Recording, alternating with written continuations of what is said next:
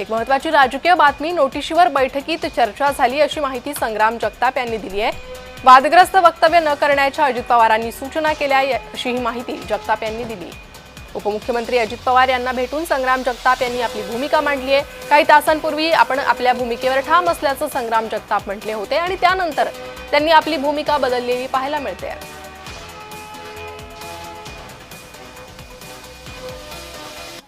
पुढची एक कशी दिशा असली पाहिजे याच्यावर एक विचारविनिमय करण्याकरता आज संबंध महाराष्ट्रातला मेळावा अजितदादांच्या नेतृत्वाखाली या ठिकाणी आयोजित करण्यात आला होता। ती बैठक ही आता पार पडलेली आहे आणि तुम्ही जे काही नोटीसचा विषय काढला तर त्या नोटीसवरतीच आज चर्चा नेते मंडळीची झालेली आहे, विशेषतः अजितदादांची देखील झालेली आहे आणि त्याच्या बाबतीमधलं जे काय असेल ती चर्चा आमच्या अंतर्गत ही झालेली आहे।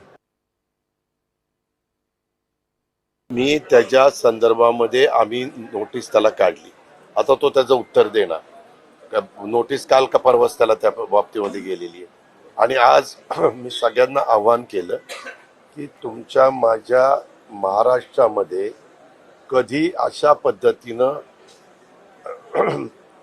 वेगवेगळ्या समाजामध्ये एवढं असं अंतर पडलेलं आपण कधी पाहिलं नाही। कुठल्या समाजावर अन्याय होऊ नये हे बरोबर आहे, परंतु हे ज्यावेळेस आपण सांगतो त्यावेळेस दुसरा पण कोणी दुखावला जाणार नाही याबद्दलची पण काळजी सगळ्यांनी घेतली पाहिजे। मी आपल्याला तेच म्हटलं की कुणी काय बोलावं तो त्यांचा अधिकार आहे, पक्षाने काय भूमिका घ्यावा पक्षाचा लोकशाहीमध्ये अधिकार आहे। आम्ही निवडून आलेले लोक पक्षाच्या चिन्हावरती महायुतीमध्ये निवडून आलेले आम्ही एक आज महत्त्वाचा या राज्यातला पक्ष आहोत।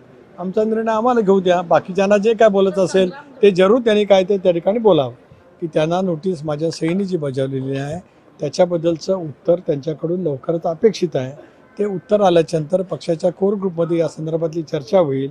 आवश्यकता लागेल तर संग्राम जगताप यांची सुद्धा आम्ही चर्चा करू आणि मग त्या संदर्भातला जो निर्णय करायचा असेल तो चर्चांती विचारपूर्वक राष्ट्रवादी काँग्रेस पक्ष करेल।